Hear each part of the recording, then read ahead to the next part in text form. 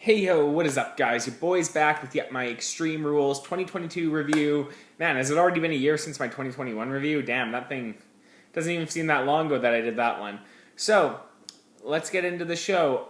Remember, star ratings in the description, and yeah, I actually really like this show. As my overall thoughts on it, I'll start here. I actually really like this show. I thought it was really solid overall. Just a solid, good pay-per-view. Nothing offensive, nothing terrible on the show.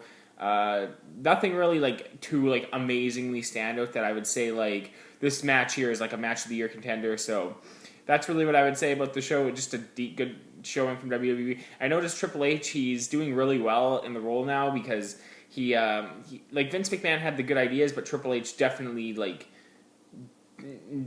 strung those ideas together a lot better than I think Vince was doing. So there was a lot of lapses in Vince, whereas Triple H, everything has a lot better flow to the show, I guess you would say. So getting into it, the show opened with the Brawling Brutes versus Imperium. Sheamus had that great match with Gunther the night before, which was amazing, and everyone should check that match out. And here, Sheamus is mad over to the point where I think they could get a match with him and Roman going, because I think that's how over Sheamus is with the audience right now. And just the whole Gunther and Sheamus feud is absolutely amazing right now. The matches they're having are just incredible. Again, this match here was, again, another awesome example of a great match here. Imperium, they controlled the earlier part of the match by beating down the Brawling Brutes all over the ring until Sheamus makes the big comeback.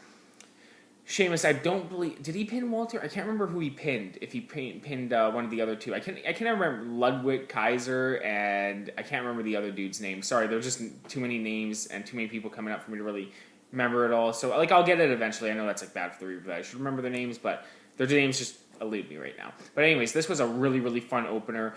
Butch hit an awesome moonsault off the barrels, which looked really cool. Ridge the Fridge, he hit some really big power spots. So I really like the Brawling Brutes. I think they're a really good faction, same as Imperium. There used to be a fourth member of Imperium, if I'm not mistaken. I believe there was. Anyways, so yeah, solid opener here. Match 2 of the night was Ronda Rousey versus Liv Morgan for the SmackDown Women's title. And I don't hate this match as much as other people do. I thought it was okay. I thought it was pretty good in some parts. Ronda Rousey just acts like, I say it all the time, she's just a total bitch. Like, this girl, she ain't likable at all. So it's hard to cheer her as a good guy, and it's like you just kind of want to hate her because she just acts like her calling, "Come on, bitch, get up." It's like you just come off so unlikable when you open your freaking mouth, Ronda.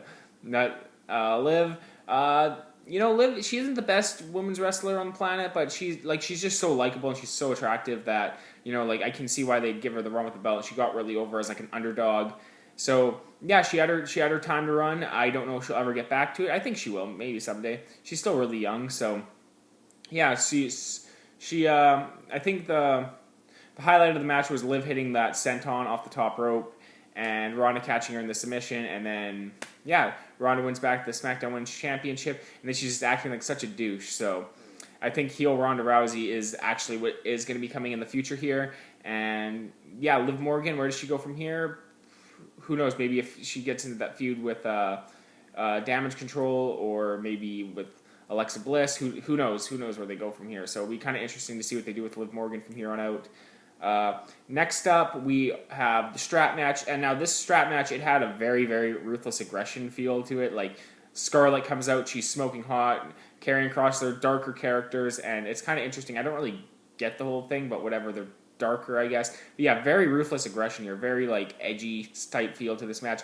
Clear good guy, clear bad guy. Drew McIntyre. Again, they start the match brawling through the crowd. Karrion Kross throws the strap out to Scarlett. Scarlett gets a distraction, which is a theme here in the match. It's Scarlett always getting involved and helping Karrion Kross get the advantage.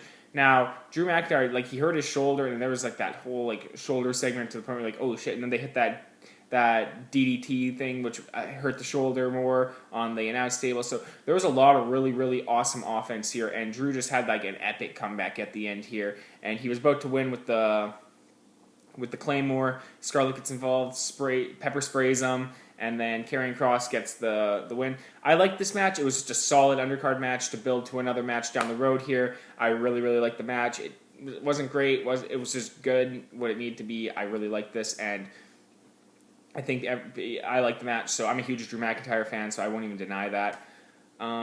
Moving on to match 4, we had, what is it? Bayley versus Bianca Belair for the women's title.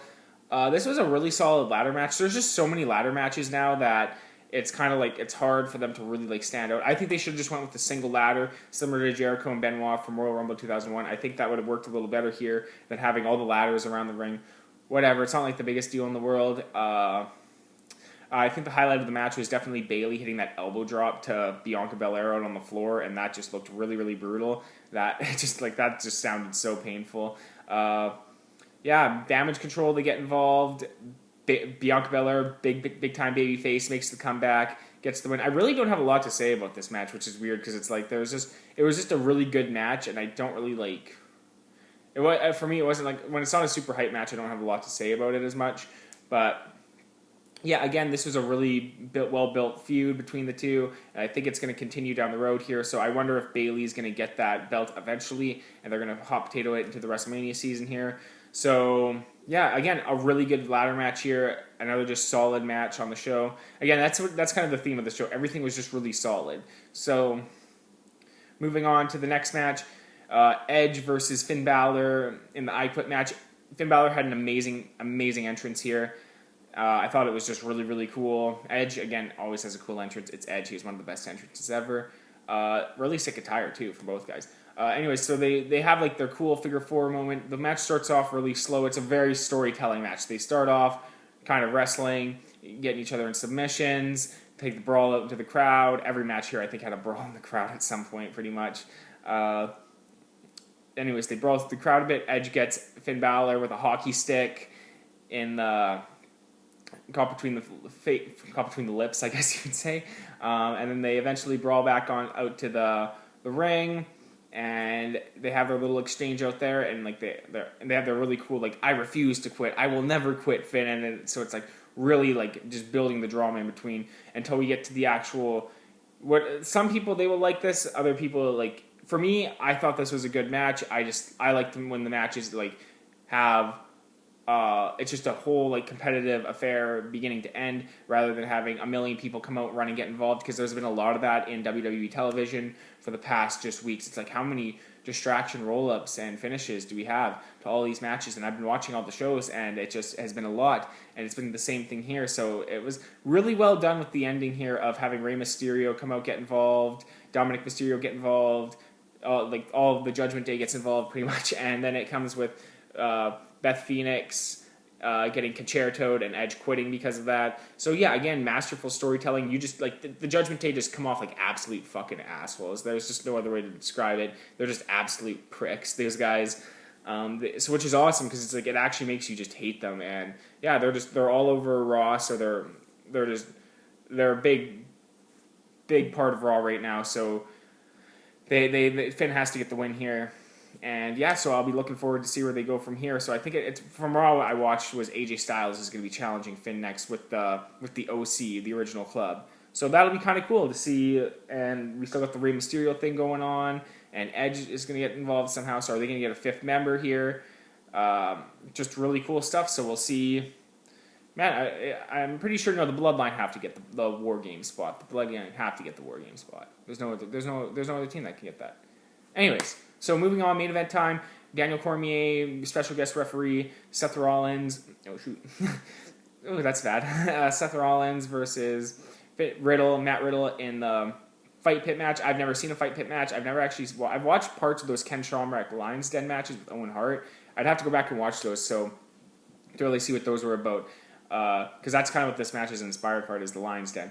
So this match here, really MMA oriented in the beginning with Riddle versus Riddle coming out doing the MMA fighting style. Cormier getting involved, saying, I am the law, you got to respect me, with them both clocking him once or twice. Seth hit an awesome splash off the side of the cage. So yeah, this match here, it was really, really cool. I really thought it was really interesting.